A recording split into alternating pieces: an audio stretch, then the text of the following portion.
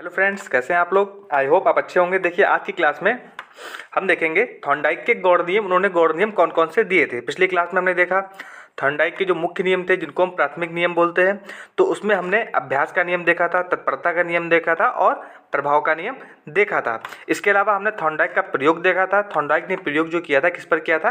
बिल्ली पर किया था। तो इन सभी पॉइंटों को हमने डिटेल्स में देखा था। और आज की क्लास में हम देखेंगे थॉर्नडाइक के गौड़ नियम, जिसको सेकेंडरी लॉ बोलते हैं। तो आज की क्लास में थॉर्नडाइक से रिलेटेड पूरा टॉपिक जो है कंप्लीट कर लेंगे। तो स्टार्ट करते हैं हमारा आज का टॉपिक, थॉर्नडाइक के गौड़ नियम, या जिसको बोलते हैं सेकेंडरी लॉ। तो जो हमारा पहला लॉ है, पहला लॉ क्या है?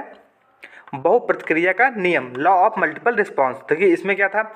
इस नियम के अनुसार हम नया कार्य सीखते समय अनेक प्रतिक्रिया करते हैं। क्या करते हैं? अनेक प्रतिक्रिया करते हैं, तथा उसके बाद कार्य सीखने का सही विधि हमें उसी के जरिए से मालूम होती है। देखिए, क्या हुआ था, जो इन्होंने एक्सपेरिमेंट किया था बिल्ली के ऊपर, तो बिल्ली बहुत सारे प्रयास करती है, बहुत सारी प्रतिक्रियाएं करती हैं, जैसे कि इधर जा रही है, उधर जा रही है, पैर मार रही है।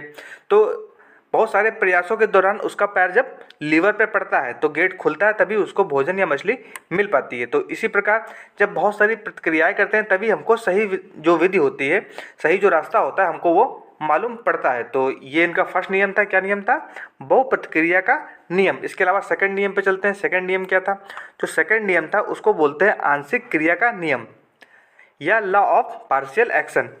देखिए, इस नियम के अनुसार क्या होता है? इस नियम में हम किसी भी कार्य को छोटे छोटे भागों में विभाजित कर देते हैं। क्या करते हैं? छोटे छोटे भागों में किसी भी कार्य को विभाजित कर देते हैं। उससे क्या होता है? वो कार्य हम अधिक शीघ्र और सरल रूप से कर सकते हैं। जैसे कि हम अपना सिलेबस देख लेते हैं। अपने सिलेबस को हम कैसे पढ़ते हैं? पहले छोटी छोटी यूनिट्स में डिवाइड करते हैं, उसके बाद छोटी छोटी यूनिट में जब डिवाइड कर देते हैं तो हमको वो शीघ्र और सरल तरीके से याद हो जाता है। अगर हम क्या करें, समग्र रूप से एक साथ पूरे को देखेंगे तो हमको वो याद नहीं होगा। तो इनका जो सेकंड नियम था, सेकंड नियम क्या था? आंशिक क्रिया का नियम, या इसको बोलते हैं लॉ ऑफ पार्शियल एक्शन। तो थर्ड नियम था। थर्ड नियम की ओर चलते हैं। थर्ड नियम इनका इनका थर्ड नियम जो था, आत्मीकरण का नियम, या इसको बोलते हैं लॉ ऑफ एसिमुलेशन। देखिए, इस नियम के अनुसार क्या था? हम किसी भी कार्य को या किसी भी नए ज्ञान को पूर्व ज्ञान से जोड़कर उसको स्थायी बना लेते हैं। एग्जाम्पल के थ्रू समझेंगे तो एग्जाम्पल हम देखते हैं, जब हम साइकिल चलाना सीखते हैं तो इसको हम मान लेते हैं अपना पूर्व ज्ञान। जो साइकिल हम चलाते हैं ये हमारा पूर्व ज्ञान हो जाता है। तो जब हम बाइक चलाना सीखते हैं तो हम साइकिल का जो हमारा पूर्व ज्ञान होता है उसकी मदद से हम बाइक चलाना सीखते हैं। तो उसके थ्रू क्या होता है? हमारा जो सीखने की प्रक्रिया होती है, जो हमारा अधिगम होता है, अधिक सुगम और सरल हो जाता है और स्थायी रूप से हमारे दिमाग में वो रह जाता है। तो इसको बोलते हैं आत्मीकरण का नियम, या फिर लॉ ऑफ एसिमुलेशन। ये कैसा थर्ड नियम था, थर्ड सेकेंडरी लॉ था। इसके अलावा फोर्थ पे चलते हैं। जो फोर्थ है, मनोवृत्ति या अभिवृत्ति का नियम, इसको लॉ ऑफ एटीट्यूड बोलते हैं। देखिए, इस नियम में क्या था? इस नियम में यह बताता है कि किसी काम को करने के लिए हमें हमारी जितनी पॉजिटिव अप्रोच होगी, जैसे किसी काम को हम करते हैं, अगर उसको हम सोच लेंगे पॉजिटिव वे में कि इसको हम कर सकते हैं, या उसको हम सोच लें नेगेटिव वे में इसको हम नहीं कर सकते हैं। जैसे कि हम सीटेट का एग्ज़ाम पास करते हैं, जब हम सीटेट का एग्ज़ाम पास कर लेंगे, अगर हम पहले से ही सोच लेंगे कि हमसे ये नहीं हो पाएगा या इसको हम पास नहीं कर पाएंगे, तो वो काम हम नहीं कर सकते।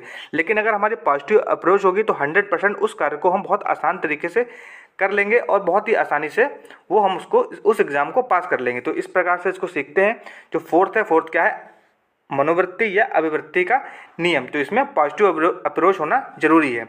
तो लास्ट है, लास्ट नियम था साहचर्य का नियम, या लॉ ऑफ एसोसिएटिव शिफ्टिंग इसको बोलते हैं। तो इसमें देखिए क्या था? इस नियम का अभिप्राय यह है कि पहले की गई क्रिया, जो हम पहले क्रिया करते हैं, उनका अन्य परिस्थितियों में उपयोग करना। जैसे अभी हमने एग्जाम्पल लिया था, जब हम साइकिल चलाते थे तो हम सीखते थे साइकिल का हम कैसे बैलेंस बनाएंगे, तो वो एक हमारी परिस्थिति हो गई जो हमने उसमें क्रिया की थी, हमने कैसे बैलेंस बनाया था। उसी प्रकार से जब हम बाइक चलाते हैं तो बाइक में हम उसी तरह का प्रयोग करके, जो पुरानी परिस्थिति बनी थी हमारी, उसमें जो हमने क्रिया की थी, उसी परिस्थिति का प्रयोग करके हम नई परिस्थिति में उसको अपनाते हैं। तो ये हमारा क्या हो गया?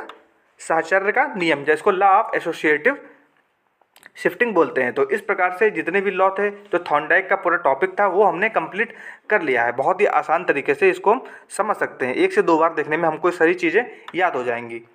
तो आशा करते हैं हमारी वीडियो आपके लिए हेल्पफुल रही हो। तो हमारी वीडियो को लाइक, चैनल को सब्सक्राइब और बेल आइकन की घंटी दबा देंगे। Thank you. And for such new videos and updates, don't forget to like the video, subscribe to the channel and press the bell icon.